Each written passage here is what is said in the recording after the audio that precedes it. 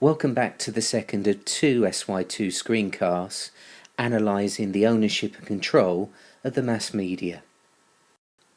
In the last screencast, we looked at who owns the mass media and we considered the concept of media concentration, the idea that a small number of media corporations now control most of the mainstream media. And in this screencast, we're going to examine who has the most control over these corporations. Is it the owners?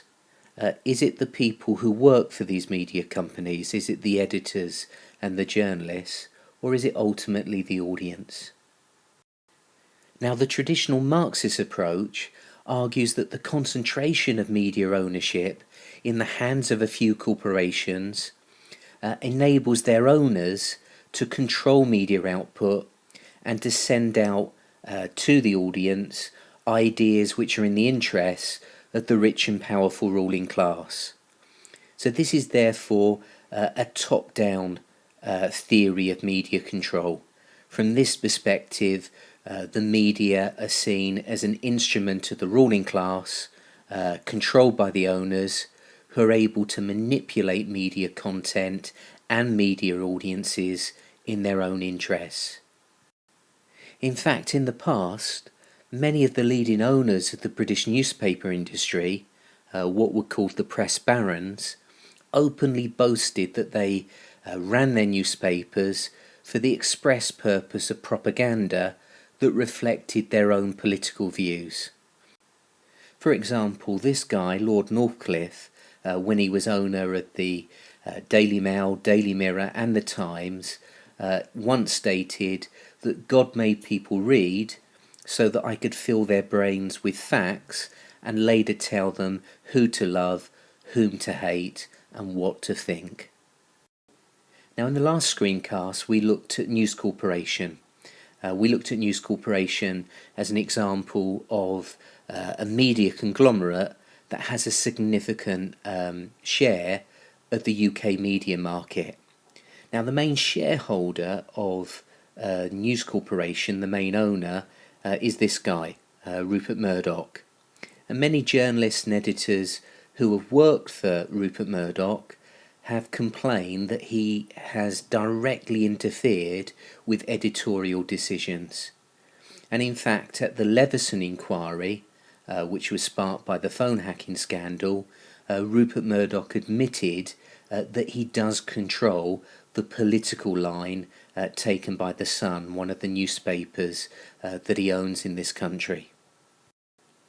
And in the run-up to the controversial invasion of Iraq in 2003, every single newspaper owned by Rupert Murdoch around the world backed the US-led invasion.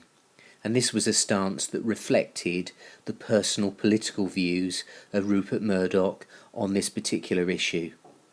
And according to a former editor that was hired by Rupert Murdoch, Rupert Murdoch constantly interferes with editorial decisions. In the words of Eric Beecher, the consistent ideology of Murdoch's newspapers is maintained by phone and by clone. And what he means by this is Murdoch tends to hire people that are similar to him in terms of their political views, and he's constantly interfering in their editorial decisions.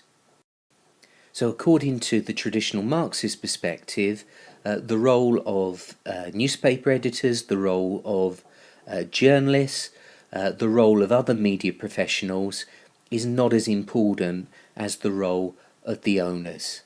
Media managers have to follow the wishes of their owners. Journalists depend on owners for their jobs and are therefore unlikely to run stories which would challenge the status and the authority of their owners. Now, the second perspective that we're going to look at is a perspective called Neo-Marxism. So this is a newer version of the Marxist perspective. And like the traditional Marxist approach, this theory also argues that the mass media spread a dominant ideology which justifies and legitimizes the power of the ruling class, the power of the wealthiest people within society. However, it differs from the traditional Marxist approach by suggesting that this is not carried out normally by the direct control of the owners of media companies. So they see a smaller role for the media owners. Instead, this is a perspective that recognises the power of owners, but suggests that they rarely interfere in the running of their media companies. And instead, this is a theory that emphasises the idea of hegemony. And what hegemony refers to is the dominance in society of ruling class ideology over other groups, including media managers and journalists. So according to the Neo-Marxist perspective, the owners of the media rarely have direct control over the content and day-to-day running of their businesses. And furthermore, many media conglomerates are owned by many shareholders rather than a single owner or family.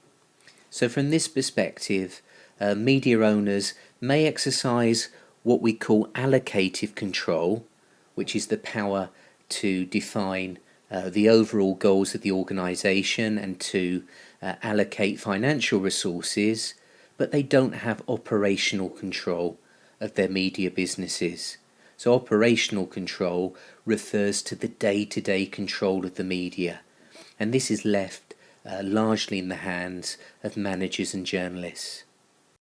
So from a neo-Marxist perspective, the role of media owners is very much in the background. What's more important, if we're looking at the day-to-day running of media organisations, is the power of media professionals. And this autonomy may mean that sometimes media professionals might include some content that is actually against the interests of the owners and their social class. However, neo-Marxists argue that in practice media professionals rarely criticise the ideology that is shared by the media owners. And this is because if you look at the social background of media professionals, and here we can see the newspaper editors of the main newspapers within the UK, they tend to be from quite privileged social backgrounds. So they tend to be white, they tend to be well educated, they tend to come from quite affluent backgrounds. And this means that they've already been socialised to accept and value the ruling class ideology, and are therefore unlikely to have political views that are significantly different from the owners. So according to the neo-Marxist perspective, the views of white, rich men are often presented as the common sense view within the mainstream media, and any other views are taken less seriously, are ridiculed, or are represented as being extremist. And this leads, according to Owen Jones, to the demonisation of groups at the bottom of society.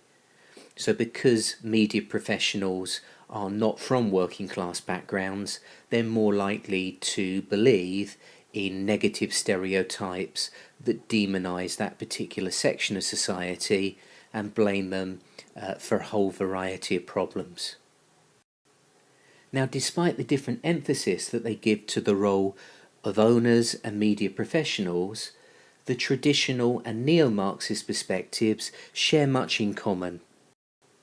So both of these perspectives argue that the media output is not neutral. It reflects the interests of the rich and powerful because it's been filtered through a value system that contorts the reality of society. So they argue what the audience receives is not a window to the world. We're not getting an impartial reflection of society through the media, but instead what we're receiving is a deeply biased and subjective interpretation of society which reflects the interests of the dominant, powerful social classes within our society.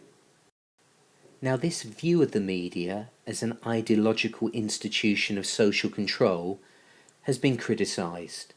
Many sociologists would argue that media audiences are not as gullible, not as easily manipulated as these approaches suggest, that people can accept, reject, or interpret media messages depending on their existing ideas and experiences.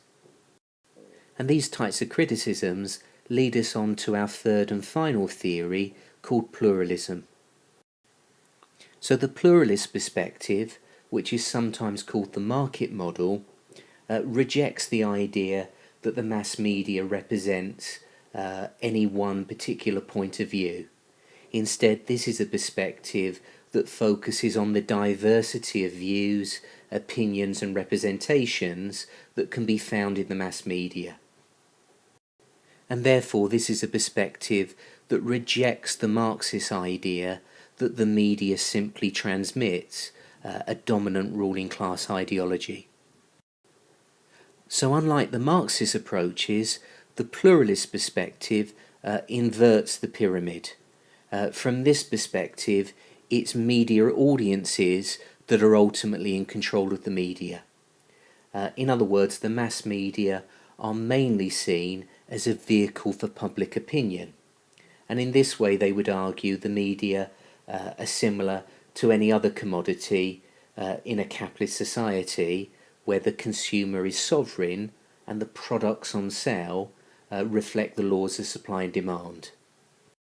And they would argue that the size and diversity of modern media corporations means that media owners cannot control what is produced.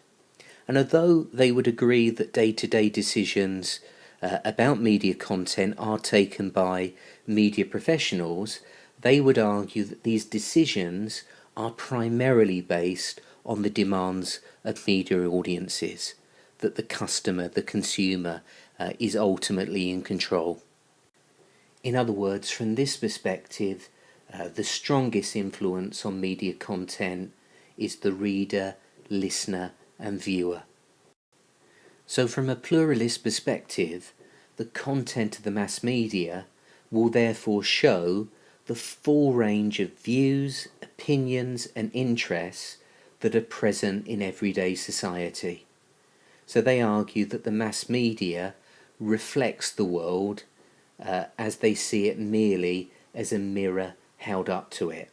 So any bias or prejudice in the media merely reflects the world as it merely reflects the bias and prejudices that we find in society as a whole. So all questions about the content of the mass media can be answered by the observation that this is what the public want, no matter how trivial, sensationalist or irrelevant that it may appear. Nobody is forcing readers to buy tabloid newspapers or to watch television any more than they can be made to buy any other type of product. And the public also has a considerable number of opportunities now to directly influence the content of the mass media. And this is particularly the case with the new media that we associate with Web 2.0, which is turned audiences not just into passive consumers of media content, but also producers of their own media content. So a lot of media nowadays is based on user-generated content, such as citizen journalism, and the internet and emails have enabled audiences to respond instantly to media output. And if we look at the output of news and current affairs programs, they've increasingly made audience reactions an integral part of their broadcasts.